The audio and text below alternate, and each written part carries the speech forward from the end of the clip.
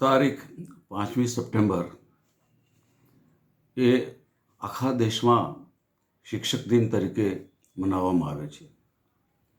આ એટલા માટે મનાવવામાં આવે છે કે તારીખ 5મી સપ્ટેમ્બરના રોજ દેશના પ્રથમ રાષ્ટ્રપતિ ડૉક્ટર સર્વપલ્લી રાધાકૃષ્ણનનો આજે જન્મદિવસ છે. આજે શિક્ષક દિન છે ત્યારે કેટલીક વાતો હું આજે આપને કરવા માગું છું. શિક્ષક એ માત્ર વ્યવસાય નથી, એ મિશન પણ છે. શિક્ષકે માત્ર સારા ડૉક્ટરો કે સારા એન્જિનિયરો કે સારા ધારાશાસ્ત્રીઓ કે સારા વૈજ્ઞાનિકો તૈયાર કરવાની માત્ર જવાબદારી નથી, એ તો છે જ.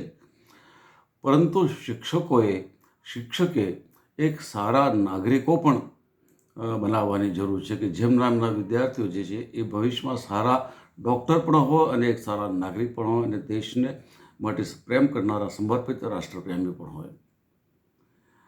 જો હું ભૂતકાળમાં લઈ જાઉં તો આપણે 5-4 વર્ષ પાછળ જવું પડશે. એક સંસ્કૃતમાં ઉક્તિ છે, કૃષ્ણમ વંદે જગદગુરુમ. ભગવાન શ્રી કૃષ્ણને જગતગુરુ ગણવામાં આવ્યા છે. 5000 વર્ષ પહેલાં જ્યારે મહાભારતનું યુદ્ધ થયું અને અર્જુનને વિષાદ થયો કે મારે યુદ્ધ કરવું નથી, ત્યારે ભગવાન શ્રી કૃષ્ણએ એક ગુરુ તરીકે અર્જુનને તેમના શિષ્ય તરીકે જે ઉપદેશ આપ્યો, એ ઉપદેશને કારણે એ સૌથી પહેલાં એ જગતગુરુ તરીકે ભગવાન શ્રી કૃષ્ણ કહેવાયા.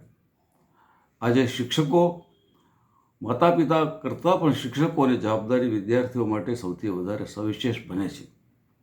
કારણ કે આવતીકાલે આ દેશને સારા નાગરિકોની પણ જરૂર છે, સારા એન્જિનિયરોની જરૂર છે, સારા રાષ્ટ્રપ્રેમી વ્યક્તિઓની, સારા સૈનિકોની પણ જરૂર છે.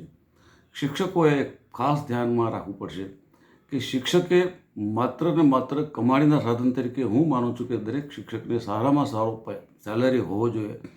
ઓછામાં ઓછો ₹1,00,000ની આજુબાજુ પણ એમને આપવામાં આવે તો પણ એ ઓછા છે, જેથી એ પૂરેપૂરું ધ્યાન પોતાના વિદ્યાર્થીઓને તૈયાર કરવામાં પાછળ એ ખર્ચી શકે. આજે હું અરવલ્લી જિલ્લાના તમામ શિક્ષકોને શિક્ષક દિન નિમિત્તે શુભેચ્છા પાઠવું છું. હું પોતે જ અરવલ્લી જિલ્લાના આકરુંદ નામના ગામનો વતની છું અને મને ખબર છે કે અરવલ્લીની શૈક્ષણિક સંસ્થાઓમાં શ્રેષ્ઠ શિક્ષકો આજે ઉપલબ્ધ છે.